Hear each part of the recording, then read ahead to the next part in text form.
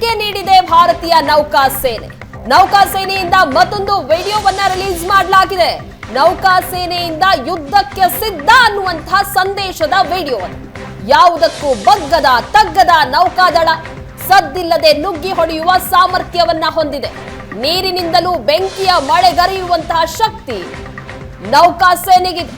ಹಿಂದೆಂದೂ ನೋಡದ ಸರಿಸಾಟಿ ಇಲ್ಲದ ಶೌರ್ಯ. ಯುದ್ಧ ನೌಕೆಯನ್ನ ತೋರಿಸಿ ಎದೆ ನಡುಗಿಸ್ತಾ ಇದೆ ಭಾರತೀಯ ನೌಕಾಪಡೆ. ಪಾಕಿಸ್ತಾನಕ್ಕೆ ಮತ್ತೆ ನೌಕಾಸೇನೆಯಿಂದ ಈ ರೀತಿಯಾದಂತಹ ಎಚ್ಚರಿಕೆ. ಇದು ನೌಕಾಸೇನೆಯಿಂದ ರಿಲೀಸ್ ಆಗಿರುವ ಮತ್ತೊಂದು ವಿಡಿಯೋ.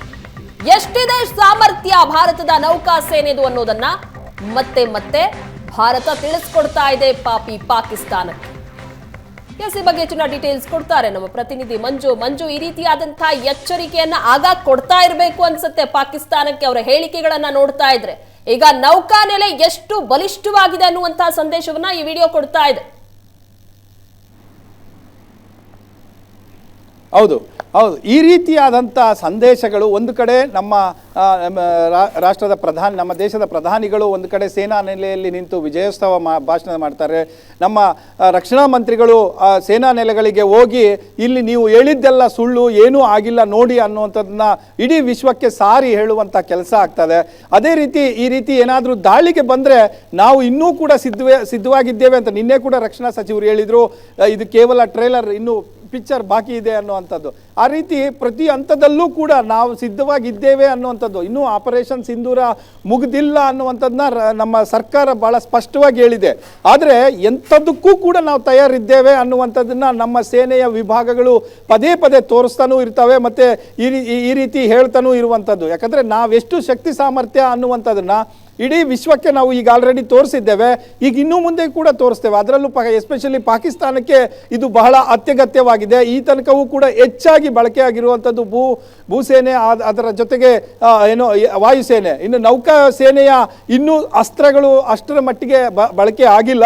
ಸೊ ಅದಕ್ಕೆ ನಾವು ರೆಡಿ ಇದ್ದೇವೆ ನೋಡಿ ಅನ್ನುವಂಥದ್ದನ್ನು ಈ ವಿಡಿಯೋದಲ್ಲಿ ಹೇಳುವಂಥ ಎಚ್ಚರಿಕೆಯ ಗಂಟೆ ಇದು ಪಾಕಿಸ್ತಾನಕ್ಕೆ.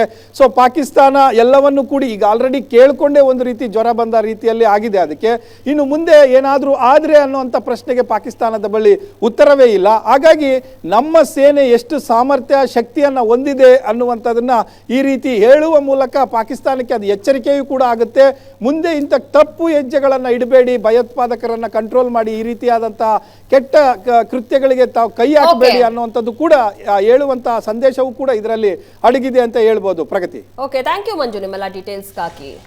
ಉಗ್ರರ ವಿರುದ್ಧ ಸಮರದಲ್ಲಿ ಮಹಾ ಬೇಟೆ ಮಾಡಿದೆ ಎನ್ಐಎ. ಇಬ್ಬರು ಐಸಿಸ್ ಉಗ್ರರನ್ನ ಸೆರೆ ಹಿಡಿಯಲಾಗಿದೆ ಎನ್ಐಎ. ಮುಂಬೈ ಏರ್ಪೋರ್ಟ್ ನಲ್ಲಿ ಇಬ್ಬರು ಉಗ್ರರನ್ನ ಅರೆಸ್ಟ್ ಮಾಡಲಾಗಿದೆ. 2023ರ ಪುಣೆ ಸ್ಫೋಟದ ಆರೋಪಿಗಳಿವರು.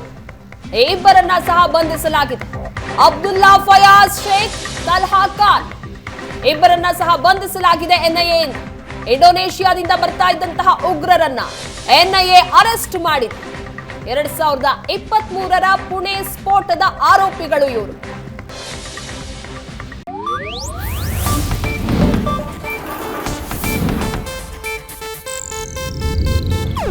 ಇದು ಏಷ್ಯಾನೆಟ್ ನ್ಯೂಸ್ ನೆಟ್ವರ್ಕ್ ಪ್ರಸ್ತುತಿ.